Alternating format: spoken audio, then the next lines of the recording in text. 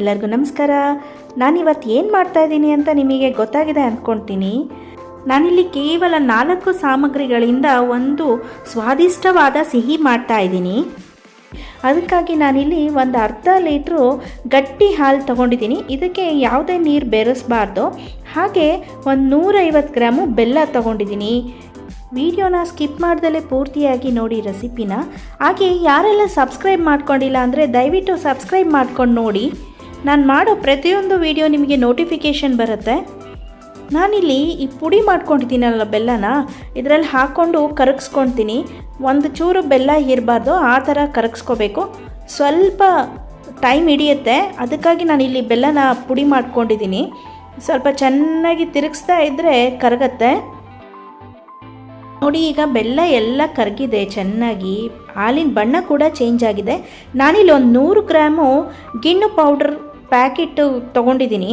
ಈಗ ಎಲ್ಲ ಕಡೆ ಇದು ಸಿಗುತ್ತೆ ಮಾರ್ಕೆಟ್ನಲ್ಲಿ ಗಿಣ್ಣು ಪೌಡರು. ಇದನ್ನು ಇದಕ್ಕೆ ಹಾಕ್ಕೊಂಡು ಹಾಲಿಗೆ ಮತ್ತು ಬೆಲ್ಲದ ಮಿಶ್ರಣಕ್ಕೆ ಹಾಕ್ಕೊಂಡು ಚೆನ್ನಾಗಿ ತಿರುಗಿಸ್ಕೋಬೇಕು ಗಂಟಿಲ್ದಲೆ.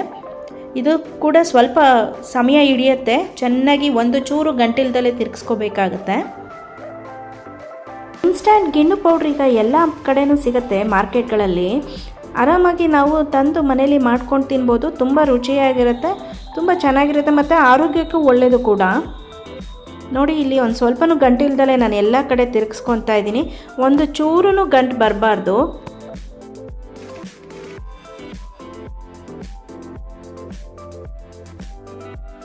ನಾನಿಲ್ಲಿ ಒಂದು ಅರ್ಧ ಸ್ಪೂನು ಏಲಕ್ಕಿ ಪುಡಿ ತೊಗೊಂಡಿದ್ದೀನಿ. ಈ ಸ್ಪೂನ್ ತುಂಬ ಚಿಕ್ಕದು, ಹಾಗಾಗಿ 1 ಸ್ಪೂನ್ ಇದೆ. ತಿಂಡಿ ತಿನ್ನೋ ಸ್ಪೂನಲ್ಲಾದರೆ ಒಂದು ಅರ್ಧ ಸ್ಪೂನ್ ಸಾಕು.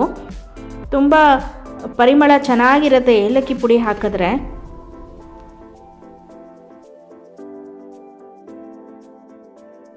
ಈಗೆಲ್ಲ ನೀಟಾಗಿ ತಿರುಗಿಸ್ಕೊಂಡಿದ್ದೀನಿ. ಒಂದು ಗಂಟಿಲ್ಲ ಮತ್ತು ಒಂಚೂರು ಬೆಲ್ಲ ಇಲ್ಲ ಅದರೊಳಗೆ. ನಾನೀಗ ಕುಕ್ಕರ್ ಇಟ್ಕೊಳ್ತಾ ಇದ್ದೀನಿ ಸ್ಟೀಮಿಗೆ ಅಂತ ಅಂದು. ಕುಕ್ಕರಿಗೆ ಸ್ವಲ್ಪ ನೀರು ಹಾಕ್ಕೋಬೇಕು. ನಾವು ಇಡ್ಲಿ ಮಾಡ್ತೀವಲ್ಲ ಅದೇ ಥರನೇ ಸ್ವಲ್ಪ ನೀರು ಹಾಕ್ಕೊಂಡು ಒಂದು 2 ನಿಮಿಷ ಬಿಟ್ಟರೆ ಸಾಕು. ಸ್ವಲ್ಪ ಬೆಚ್ಚಗೆ ಬಿಸಿಗಾಗತ್ತೆ. ಆಮೇಲೆ ನಾವು ಕುಕ್ಕರಲ್ಲಿ ಏನದು ಹಾಲು, ಗಿಣ್ಣು ಪೌಡರು, ಬೆಲ್ಲ, ಏಲಕ್ಕಿ ಪೌಡ್ರ್ ಹಾಕಿ ಕಲಿಸ್ಕೊಂಡ್ವಲ್ಲ, ಅದನ್ನು ಇಟ್ಟು ಒಂದು 20 ನಿಮಿಷ ಸ್ಟೀಮಿಗೆ ಇಡಬೇಕಾಗತ್ತೆ. ಇಲ್ಲಿ ವಿಷಿಲ್ ಹಾಕೋ ಅವಶ್ಯಕತೆ ಇರಲ್ಲ. 20 ನಿಮಿಷ ಟೈಮ್ ನೋಡ್ಕೊಂಡಿಟ್ರೆ ಸಾಕು. ಈಗಾಗಿದೆ ನೋಡಿ, 20 ನಿಮಿಷ ಆಯಿತು. ಹುಷಾರಾಗಿ ತಗೋಬೇಕು, ತುಂಬ ಬಿಸಿ ಇರುತ್ತೆ.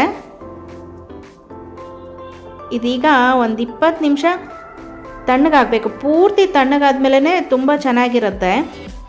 ಪುಡ್ಡಿಂಗ್ ಇದ್ದಂಗೆ ಇರುತ್ತೆ, ತುಂಬ ರುಚಿಯಾಗಿರುತ್ತೆ. ಒಂದ್ಸರಿ ನೀವು ಮಾಡಿಬಿಟ್ಟು ಹೇಳಿ ಹೇಗೆ ಬಂತು, ಹಾಗೆ ಹೇಗಿತ್ತು ರುಚಿ ಅಂತ ಅಂದು ಕಮೆಂಟ್ ಮಾಡಿ. ನೋಡಿ, ಇಲ್ಲಿ ಮೇಲ್ಗಡೆ ಒಂದು ಪದರ ಸ್ವಲ್ಪ ನೀರು ಬಂದಿದೆ. ಅದು ಸ್ಟೀಮಿಂದು ನೀರು ಹನ್ಕಿರೋದದು ಕುಕ್ಕರಿಂದ ಲಿಡ್ಡಿಂದು. ಈಗ ಪೂರ್ತಿ ತಣ್ಣಗಾಗಿದೆಯಲ್ಲ, ಒಂದು ಸ್ವಲ್ಪ ಸೈಡಲ್ಲಿ ಈ ಥರ ತೆಕ್ಕೊಳ್ತಾ ಇದ್ದೀನಿ. ತೆಕ್ಕೊಳೋ ಅವಶ್ಯಕತೆ ಏನೇ ಇಲ್ಲ, ಹೀಗೆ ಮುಚ್ಚಿದ್ರೆ ಸಾಕು. ಹಾಗೆ ಪುಡ್ಡಿಂಗ್ ಒಳ್ಳೆ ಜಲ್ಲಿ ಥರ ಬಿದ್ದುಬಿಡತ್ತೆ. ನಾನಿಲ್ಲೊಂದು ಸರ್ವಿಂಗ್ ಪ್ಲೇಟಿಗೆ ಹಾಕ್ಕೊಳ್ತಾ ಇದ್ದೀನಿ. ಆ ಮೇಲ್ಗಡೆ ನೀರಿತ್ತಲ್ಲ, ಅದೊಂದು ಚೂರು ಬಂದಿದೆ ನೋಡಿ.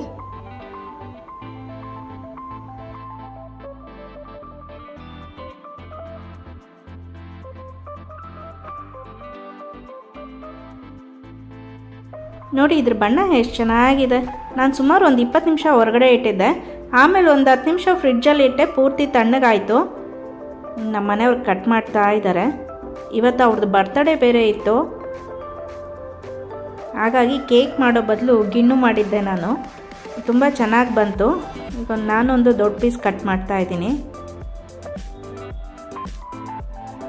ತುಂಬ ರುಚಿಯಾಗಿತ್ತು, ತುಂಬ ಟೇಸ್ಟ್ ಆಗಿತ್ತು. ಈ ರೆಸಿಪಿ ನಿಮಗೆ ಇಷ್ಟ ಆಗಿದ್ದರೆ ದಯವಿಟ್ಟು ಲೈಕ್, ಶೇರ್, ಸಬ್ಸ್ಕ್ರೈಬ್ ಮಾಡಿ. ಹಾಗೆ ಕಮೆಂಟ್ ಮಾಡೋದನ್ನು ಮರಿಬೇಡಿ. ಸರ್ವಿಂಗ್ ಪ್ಲೇಟಿಗೆ ಸರ್ವ್ ಮಾಡ್ತಾ ಇದ್ದೀನಿ. ಮತ್ತೆ ನಾನು ಇನ್ನೊಂದು ರೆಸಿಪಿಯೊಂದಿಗೆ ಸಿಗ್ತೀನಿ. ಧನ್ಯವಾದಗಳು.